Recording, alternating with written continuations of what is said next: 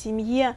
Были ли у вас когда-нибудь какие близкие отношения с семьями, допустим, с семьей Атамбаева, с семьями президентов? Ведь они же ведь и в оппозиции долгое время были сопредседателями еще движения оппозиционного, потом уже во власти, во временном правительстве были коллегами. Как вот вы там встречаетесь с семьями?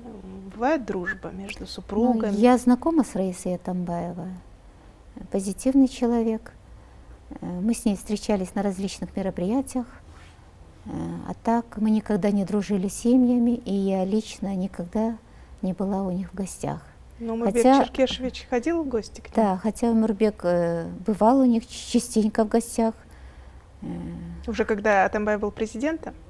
До этого, когда они были еще во времена оппозиции, да, он часто был у них в гостях, рассказывал. Бывал у них в гостях, и действительно мы знаем, что они долгое время были, ну, соратниками, в любом случае, может быть, не ближайшими друзьями, но тем не менее друзьями какими-то. Что произошло между ними, вот ваша оценка? Что так рассорило бывших сосоратников? Это политическая ревность. По мере укрепления личной власти Атамбаев, Алмаз Атамбаев, он почувствовал вседозволенность, исключительность, почувствовал себя исключительным. Скрытое противостояние у них всегда было. Но в открытую фазу конфликт вышел после заявления Алмаза Атамбаева о намерении изменить Конституцию. А далее уже после пламенных речей 31 августа. Я думаю, так. А вот вы же летели вместе в самолете с Омурбеком Черкешевичем, когда его арестовали прямо на трапе, да? Или с трапа, когда он сошел? С 22 декабря по 25 мы с Омурбеком находились в Вене. Перед этим он находился в стационаре на лечении. И несмотря на уговоры врачей, на запрет, мы полетели, так как Омурбек мне давно обещал показать Вену и не хотел откладывать эту поездку. Там было заседание какое-то? Ну, это было ОБСЕ? заседание ОБСЕ, да, и рабочая поездка. И заодно он вам решил показать Вену? Да. И когда в отношении Омурбека возбудили уголовного дела, Омурбек, оказывается, узнал в Вене. Об этом я ничего не знала. И он вам не сказал? Нет, не сказал, наверное, не хотел расстраивать меня. Я даже не подозревала, он был совершенно спокоен.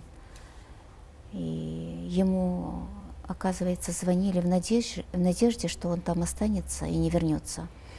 Но мы прилетели, я об этом узнала. То есть его уже предупредили, что он будет арестован, да? При прилете в Бишкек он мне коротко обмолвился об этом, сказал, что возможно все, но он был спокоен, он больше переживал за мою реакцию. За меня переживал и успокаивал, что власть на такое не пойдет, и до последнего надеялся, что так не произойдет, что его не заберут. Тем более таким образом, утра, посреди ночи. Да, и когда самолет приземлился, начали поступать много звонков, звонили партийцы, рассказывали, что происходит вокруг аэропорта, что аэропорт оцеплен сотрудниками правоохранительных органов, и много солдатов. И у трапа Омурбека встретили люди в штатском и вывели через запасной выход. А меня перегородили мне путь и вывели из самолета. Знаете, я была просто в шоковом состоянии, как будто земля ушла из-под ноги, из-под ног. Но я знала, что на мне лежит большая ответственность за семью, за Омурбека. Я понимаю. для детей, конечно, да. Что вам надо было держаться. Я представляю ваше состояние. И что надо бороться вместе с Умурбеком дальше. Вот, Когда знаешь, что его оболгали мгм. и посадили, не знаешь, что он невиновен, невиновен. уверен в этом, появляется, не знаю откуда силы.